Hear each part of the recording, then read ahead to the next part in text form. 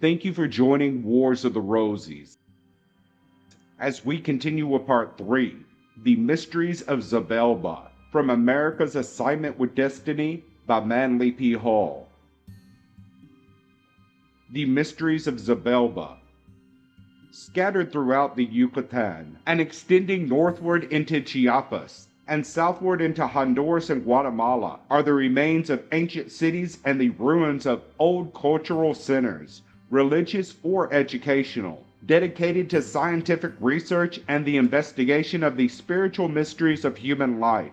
These shrines and temples are adorned with numerous religious emblems and figures, and closely resemble the temples and schools of the Esoteric tradition which are scattered throughout the Mediterranean countries, North Africa, and the Near East. The Aztecs inhabiting the Valley of Mexico certainly derived much of their cultural impetus from the more highly civilized Mayans. These Nahuans practiced elaborate rites and ceremonies and recognized a large pantheon of divinities. It seems unlikely that the Aztecs patterned their religious concepts from some inferior cultural tradition. There are positive indications that the tribes of central Mexico had received an important intellectual stimulus from the Mayans, and even found it expedient to acknowledge this indebtedness.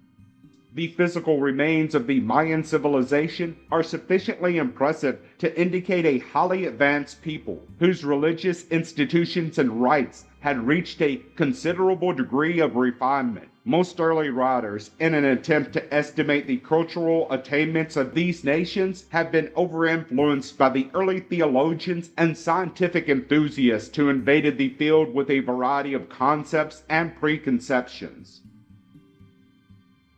From the Codex Tyranno, the black deity holding the spear is believed to represent the hero god Vulcan, as he appears in the surviving manuscripts of the Mayans.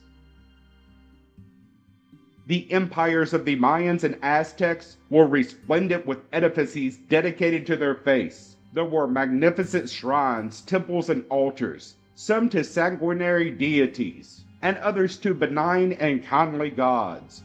The state mysteries, however, were seldom performed in the sanctuaries of popular worship. Neophytes traveled to remote places, and if they were uninvited, seldom returned. Throughout the jungles are the ruins of extraordinary buildings constructed for unknown purposes. The Mysteries of Zabalba, as recorded in the Popol Vuh and traditionally associated with the culture hero Vulcan, were given in such an architectural complex, which served as an entrance to a mysterious world beyond the dimensions of the material mind. Such gateways existed in all the old countries where the mystery religion originally flourished. Obviously, archaeologists cannot discover these secret rites merely by grubbing among the overturned and broken stones. As the priesthoods were not considered enough to label their monuments, there is little left today even to excite curiosity. Fortunately, however, the esoteric tradition survives in the radical subconscious, and its violated schools and colleges need not be physically restored. When such restoration is attempted, the buildings usually reveal that they were designed as symbols of the cosmos. If the mystery system existed in the Western Hemisphere, as the landmarks indicate, it must have produced its initiates and adepts, thus in turn became the leaders and saviors of their peoples. The wonder-working hero, whose deeds enriched all tribal traditions, always and everywhere performed the same miracles, possessed the same powers,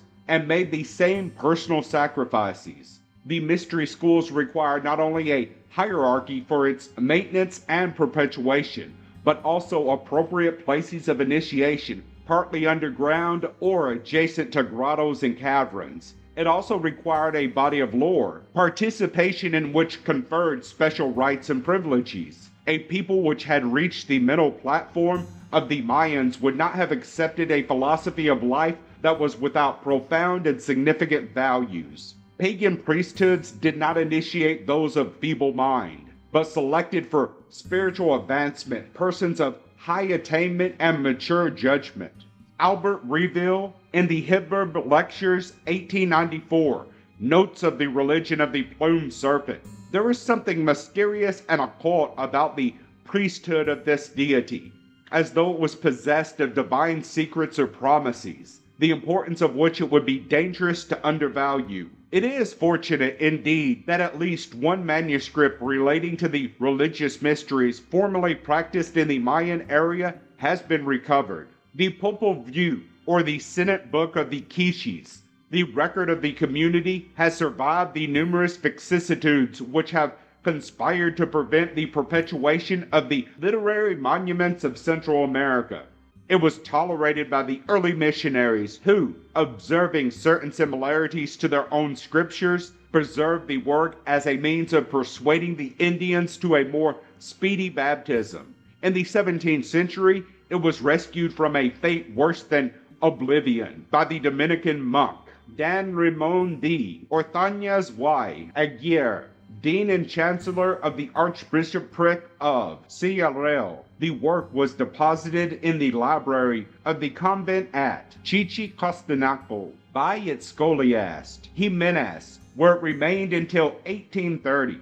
The manuscript of the Popol Vuh was rediscovered about 1855 by Dr. Schatzer in the library of the University of San Carlos, Guatemala City, through the industry and scholarship of that ardent antiquarian, the Abbé Basser de Beaubourg. This mysterious book of the Quiches came at last to the French language, where it lingered for years awaiting English translation. Dr. Schatzer was responsible for a Spanish version, published in Vienna in 1856.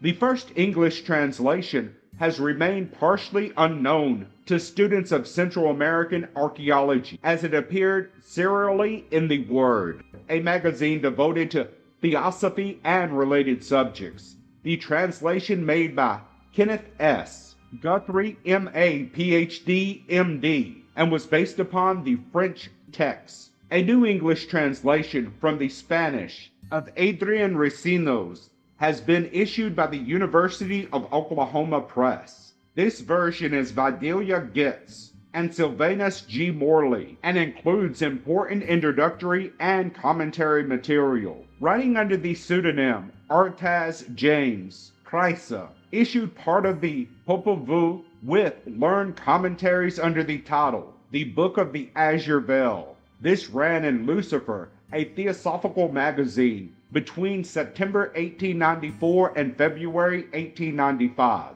It concluded with a note that circumstances made it impossible for the translator to finish the work. Chrysa suggested that the god Quetzalcoatl was known in Peru under the name of Amaru. He writes, from the latter name comes our word America. America is literally translated, land of the plumed serpent. The priest of this god of peace, from their chief center in the Cordilleras, once ruled both Americas. All the red men who have remained true to the ancient religion are still under their sway. One of their strong centers was in Guatemala, and of their order was the author of the book called Popol Vuh. Although Dr. Schatzer published his copy under the following title, this is misleading. Jimenez was not the author, but acted in the capacity of scribe, translator, and commentator. The work is said to have been compiled originally in the 17th century by a Guatemalan who had been converted to Christianity. Most American Indians are unsatisfactory converts, for they accept new beliefs without discarding old convictions. This is the most fortunate state of affairs, as there is little indication that the indigenous mythology has been compromised. The source of the material compiled by this convert is completely unknown, but it could well have been derived from a secret book or from oral tradition guarded in the sanctuaries of the mysteries. To have secured it, the compiler must himself have been a priest or initiate. Certainly the Popol Vuh is by far the outstanding available text on pre-Columbian mythology and cosmogony. The Quichen scribe, in his introduction to the Popol Vuh, writes, "The following is what we shall write, and we place it in writing because, since the Word of God has been promulgated and hereafter during the cycle of Christianity, the Book of the Azure Green Veil is no longer to be seen, in which it could be clearly preserved that it had come from the further shore of the sea, which book has been called the record of our existence in the overshadowing world, and how we there beheld light and life. Note this translation by Kreisa is somewhat fuller than that given by Guthrie, and seems to be more in the spirit of the quiche tradition. The implication is that the work originated behind the azure veil. This can have two meanings, either the veil which divides the spiritual universe from the material world, or the veil in the Temple of Initiation, behind which are the seven lords of the Great Heart. The Popol Vuh consists of a mythology gradually mingling in its descent with the beginnings of history. The early part deals almost entirely with superhuman beings, and the latter part with the heroic deeds of authentic personages. It opens with a description of the creation. All was calm and silent, and the face of the earth was not yet to be seen. The eternal darkness and quietude was the Creator, the Lord and Maker. And Gukumats, the plumed serpent, they were surrounded with green and azure, and they were those who engendered. Then the Word came and spake with them, and they joined their counsels. Those who engendered then said, Let it be done. Let the waters retire and cease to obstruct, to the end that it would be sown, and that the light of day shine in the heavens and upon the earth. For we shall receive neither glory nor honor from all that we have created, and formed until human beings exist, endowed with sentience. Thus the Creator said, Earth, and immediately it was formed.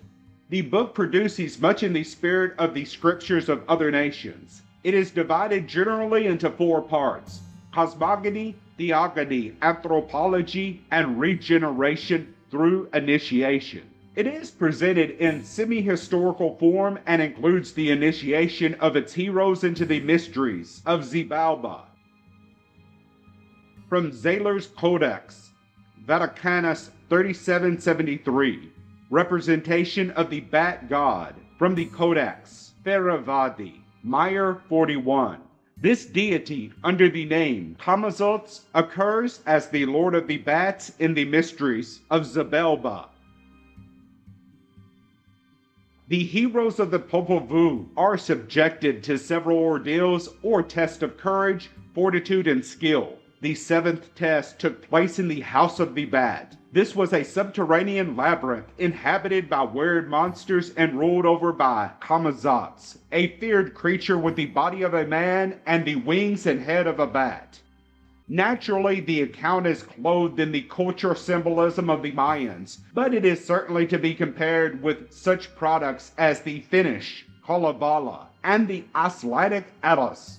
Guthrie presents a number of important parallelisms to the mysteries of the Egyptians, Chaldeans, and Greeks. According to him, the 12 trials or tests through which the neophytes pass are analogous with the signs of the zodiac. He goes so far as to hazard the speculation that the 12 princes of Xibalba were the rulers of the Atlantean Empire, and their destruction referred to the tragic end of Atlantis. The Popol Vuh follows the traditional form by involving its principal characters in a series of superhuman and supernatural adventures. The work is certainly an account of the perilous journey, which is the usual means employed to veil thinly the story of initiation, by comparison with the oral traditions of the northern Amerindian tribes.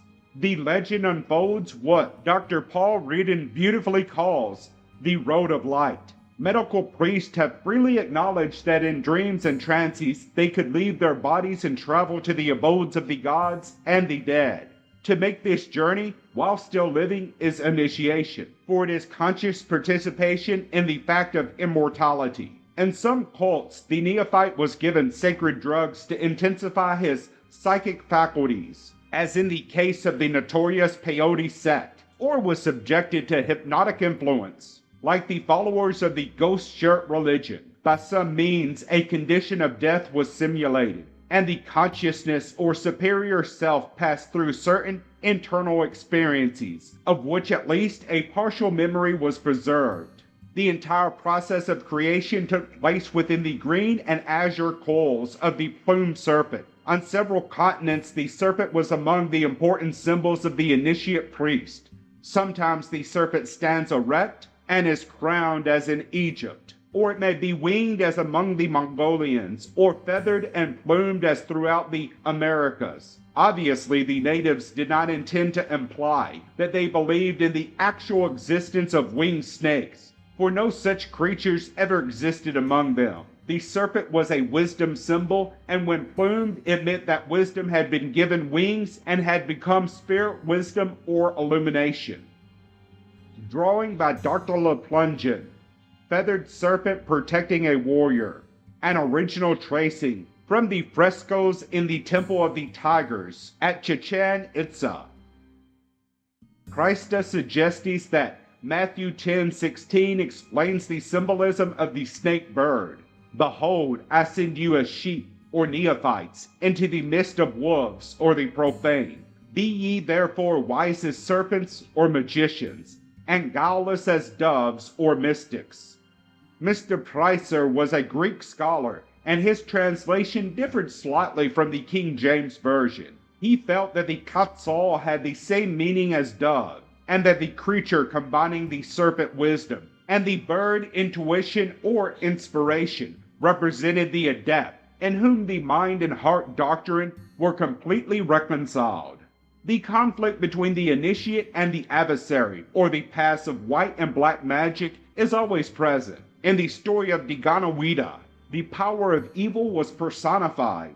Atotarho, an old war chieftain, who had a cluster of venomous serpents on his head in place of hair. The Mexican Quetzalcoatl was attacked by the red god of war. The adversary personified either older cults which opposed the establishment of the benevolent mysteries, or later cults responsible for the destruction of these institutions. In either case, an inferior state of spiritual enlightenment was implied.